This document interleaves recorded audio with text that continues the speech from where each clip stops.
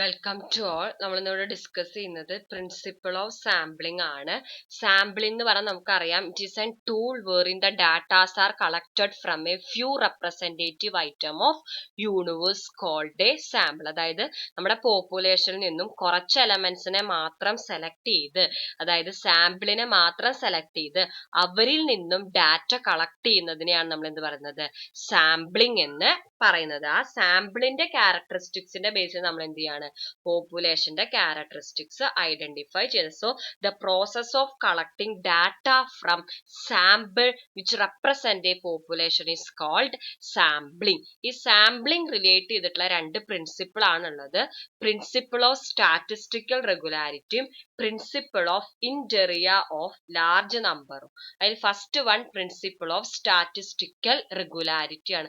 അത് മാത്സിലെ പ്രോബബിലിറ്റി എന്നുള്ള ഒരു കോൺസെപ്റ്റ് അല്ലെങ്കിൽ തിയറിയിൽ നിന്നാണ് principle of statistical regularity derive ചെയ്തു വന്നത്. വേറെ ഒന്നുമല്ല, നമുക്കറിയാം ഇപ്പൊ ഒരു നമ്മൾക്കിടെ കയ്യില് ഒരു 10 മിഠായി ഉണ്ട്. ആ 10 മിഠായില് ഒരെണ്ണ ടിക്കറ്റ്, ബാക്കിയുള്ളതൊക്കെ ഡയറി മിൽക്ക്. അപ്പൊ നമ്മൾ കാണാതെ ഒരെണ്ണെടുക്കുമ്പോൾ ഏറ്റവും കൂടുതൽ കിട്ടാനുള്ള സാധ്യത ഡയറി മിൽക്ക് കിട്ടാനുള്ള സാധ്യത. കാരണം എന്താ, 9 എണ്ണം ഡയറി മിൽക്ക് ഒരു കിക്കറ്റ് വേണം. അപ്പൊ നമ്മൾ കാണാതെ ഒരു ബോക്സിൽ നിന്ന് അത് എടുക്കുകയാണെങ്കിൽ ഏറ്റവും കൂടുതൽ ഏത് മിഠായി കിട്ടാനാണ് സാധ്യത, ഡയറി മിൽക്ക് കിട്ടാനാണ് സാധ്യത. അതെന്താണ്, ഏറ്റവും കൂടുതൽ എണ്ണുള്ള കാരണം. അതാണ് പ്രോബബിലിറ്റി എന്ന് പറയുന്നത്. അപ്പൊ അങ്ങനെയുള്ള ആ പ്രോബബിലിറ്റി തിയറിയിൽ നിന്നാണ് principle of statistical regularity form ചെയ്തിരിക്കുന്നത്. ഇവിടെ പറയുന്നത് വേറെ ഒന്നുമല്ല, നമ്മൾ ഒരു യൂണിവേഴ്സിൽ നിന്ന് റാൻഡംലി ലാർജ് നമ്പർ ഓഫ് ഐറ്റംസിനെ സെലക്ട് ചെയ്ത് കഴിഞ്ഞാൽ ആ സെലക്ട് ചെയ്ത ഐറ്റംസിന് എന്തുണ്ടാവും, പോപ്പുലേഷന്റെ സെയിം ക്യാരക്ടറിസ്റ്റിക്സ് ഡിസ്പ്ലേ ചെയ്യാനായിട്ട് പറ്റും. ഇവിടെ രണ്ട് കണ്ടീഷൻസ് ആണുള്ളത്. We have to select the sample randomly. Random selection എന്ന് പറഞ്ഞാൽ നമുക്കറിയാം എന്താണ്, every item has an equal chance of being selected. നമ്മുടെ ഇഷ്ടത്തിന് സെലക്ട് ചെയ്യല്ല, റാൻഡം നമ്പർ മെത്തേഡ് ഉപയോഗിച്ചിട്ടോ ലോട്ടറി മെത്തേഡ് ഉപയോഗിച്ചിട്ടോ സ്ട്രാറ്റിഫൈഡ് സാമ്പിളിങ്ങോ ക്ലസ്റ്റർ സാമ്പിളിങ്ങോ വെച്ചിട്ട് നമ്മളൊരു പോപ്പുലേഷനിൽ നിന്ന് large number of sample select ചെയ്യുകയാണെങ്കിൽ ആ സെലക്ട് ചെയ്ത സാമ്പിളിന് എന്തുണ്ടായിരിക്കും, അല്ലെങ്കിൽ ആ സെലക്ട് ചെയ്ത sample will be the true representative of population. പോപ്പുലേഷന്റെ എല്ലാ ക്യാരക്ടറിസ്റ്റിക്സും എന്തുണ്ട്, ആ സാമ്പിളിന് ഉണ്ടാവുമെന്നാണ് എന്ത് പറയുന്നത്, പ്രിൻസിപ്പിൾ ഓഫ് സ്റ്റാറ്റിസ്റ്റിക്കൽ റെഗുലാരിറ്റി എന്ന് പറയുന്നത്. ഈ പ്രിൻസിപ്പിൾ പറയുന്നത് വേറൊന്നുമല്ല, നമ്മൾ എപ്പോഴും ഒരു പോപ്പുലേഷനെ കുറിച്ചിട്ട് ഡാറ്റ കളക്ട് ചെയ്യാൻ സാമ്പിൾ സെലക്ട് ചെയ്യുമ്പോൾ we should select a large sample and the sample should be selected using probability method. That is, we have to select the sample randomly.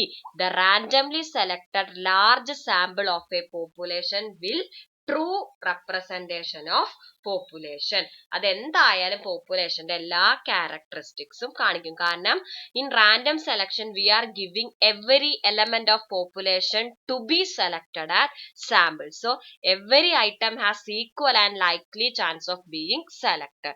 So the selected random sample which is large in size will be the true representation of population. അങ്ങനെയാണ് നമ്മൾ ഒരു sample select ചെയ്യണമെങ്കിൽ we will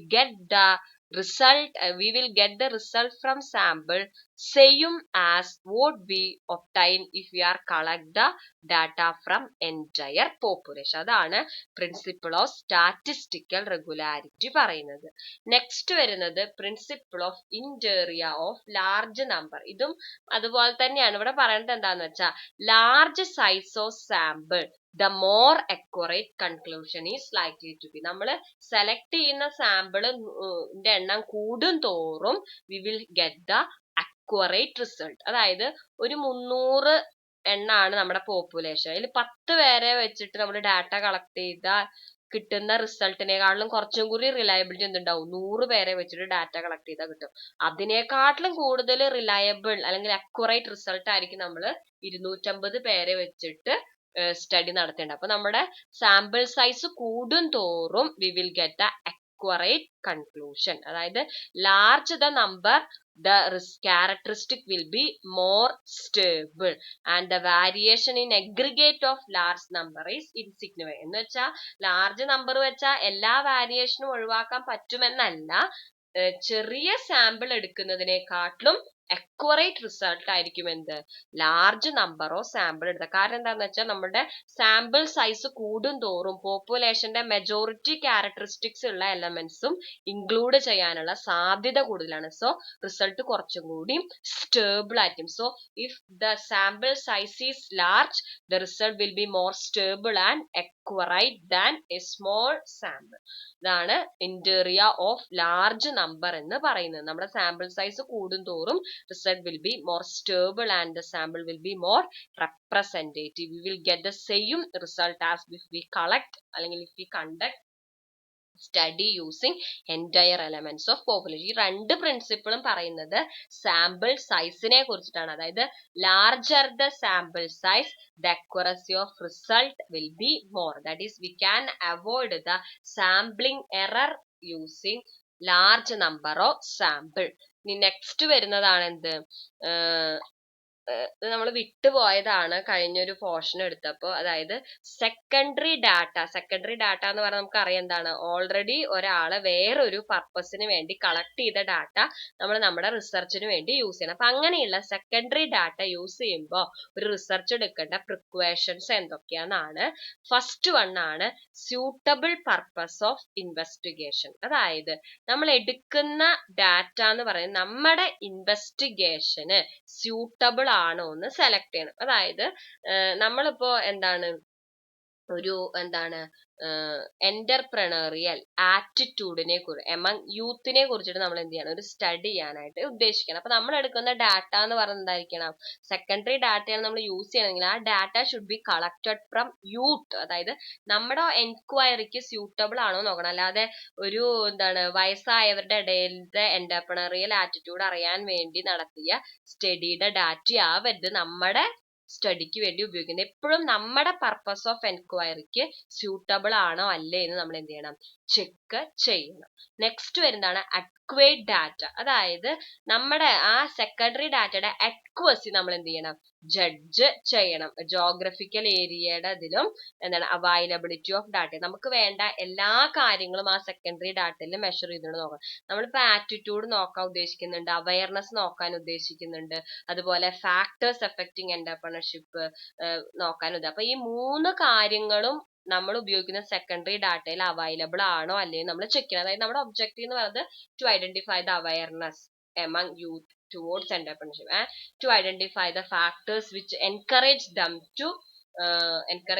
to start an entrepreneur and also the factors which distracting them to start an entrepreneur. അപ്പൊ ഈ എല്ലാ കാര്യങ്ങളും നമ്മൾ എടുക്കുന്ന സെക്കൻഡറി ഡാറ്റയിൽ ഉണ്ടോ, ആ ഡാറ്റയുടെ അക്വസി നമ്മൾ ഉറപ്പുവരാം. അങ്ങനെ അക്വേറ്റ് ആണെങ്കിൽ മാത്രമേ നമ്മൾ അത് യൂസ് ചെയ്യാവുള്ളൂ, അല്ലെങ്കിൽ നമ്മുടെ സ്റ്റഡി ഇൻകംപ്ലീറ്റ് ആയിട്ട് പോകും. We will not get the answers for our all research question. Next വരുന്നതാണ് ഡെഫിനിഷൻ ഓഫ് യൂണിറ്റ്സ്. അതായത് സാമ്പിള് ഡിഫൈൻ ചെയ്തിരിക്കുന്നത് നമ്മുടെ ഇൻവെസ്റ്റിഗേറ്റർ എൻഷുവർ ചെയ്യണം എന്താണ്, the definition of units which are used by him are same as in the earlier investigation. അത് ഞാൻ പറഞ്ഞ പോലെ എന്താണ്, യൂത്ത് ആണ് നമ്മുടെ സാമ്പിളിംഗ് യൂണിറ്റ്. അപ്പൊ നമ്മൾ എന്ത് ചെയ്യണം, യൂത്തിന്റെ ഇടയിൽ നിന്ന് കളക്ട് ചെയ്തൊരു ഇതായിരിക്കണം. അല്ലാതെ വേറൊരു സ്റ്റഡിയുടെ സാമ്പിളിംഗ് യൂണിറ്റ് എന്ന് പറയുന്നത് ഒരു മിഡിൽ ഏജ്ഡ് ഗ്രൂപ്പ് ആണെങ്കിൽ we cannot use the data because our definition of unit is different from their. അങ്ങനെ യൂണിറ്റ്സ് ഡെഫിനിഷൻ സെയിം ആണെങ്കിലേ നമുക്ക് സെക്കൻഡറി ഡാറ്റ ഉപയോഗിക്കാൻ പറ്റുള്ളൂ. അതുപോലെ തന്നെ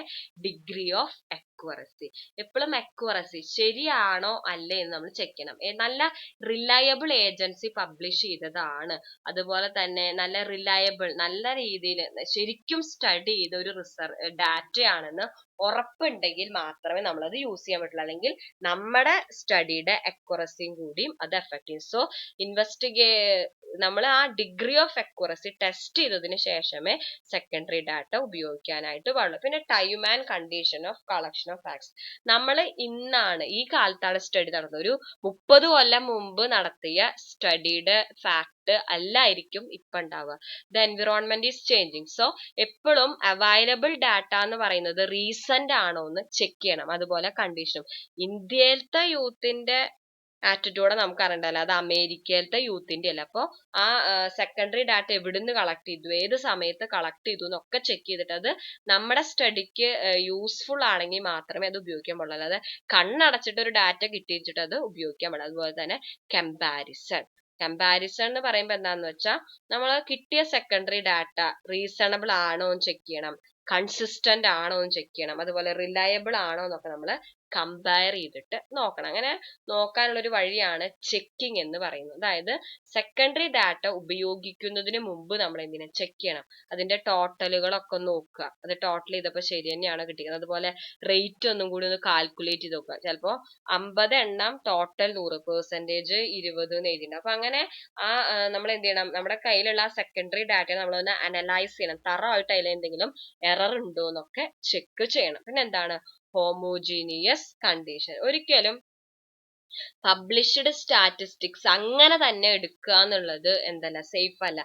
അവരുദ്ദേശിച്ച മീൻസ് എന്താണ്, അവരുടെ വാല്യൂസ് എന്തൊക്കെയാണ്, അതിൽ വന്നിരിക്കുന്ന എറേഴ്സ് എന്തൊക്കെയാണൊക്കെ നമ്മൾ കൺസിഡർ ചെയ്തിട്ടേ നമ്മൾ എന്ത് ചെയ്യാൻ പാടുള്ളൂ, സെക്കൻഡറി ഡാറ്റ എടുക്കാൻ പാടുള്ളൂ. അപ്പോൾ സെക്കൻഡറി ആസ് യൂസ് ചെയ്യുന്നതിന് മുമ്പ് റിസർച്ചർ എന്തൊക്കെ നോക്കണം, അത് നമ്മുടെ സ്റ്റഡിയുടെ പർപ്പസിന് സ്യൂട്ടബിൾ ആണോ എന്ന് നോക്കണം, ഡാറ്റ അഡ്ക്വേറ്റ് ആണോ എന്ന് നോക്കണം, യൂണിറ്റ്സിന്റെ ഡെഫിനിഷൻ സെയിം ആണോ എന്ന് നോക്കണം, ഡിഗ്രി ഓഫ് അക്യുറേറ്റ് ആണെങ്കിൽ മാത്രം ഉപയോഗിക്കാൻ പാടുള്ളൂ. അതുപോലെ ടൈമും കണ്ടീഷനും ചെക്ക് ചെയ്യണം, കമ്പയർ ചെയ്ത് നോക്കണം, അതുപോലെ എറേഴ്സ് എന്തെങ്കിലും ഉണ്ടോ എന്ന് ചെക്ക് ചെയ്യണം. പിന്നെ പബ്ലിഷ് ഡാറ്റ അതുപോലെ തന്നെ എടുത്ത് ഉപയോഗിക്കുന്നത്. ഇത്രയും കാര്യങ്ങളാണുള്ളത്. Thank you. ഡൗട്ട്സ് ഉണ്ടെങ്കിൽ ചോദിക്കും.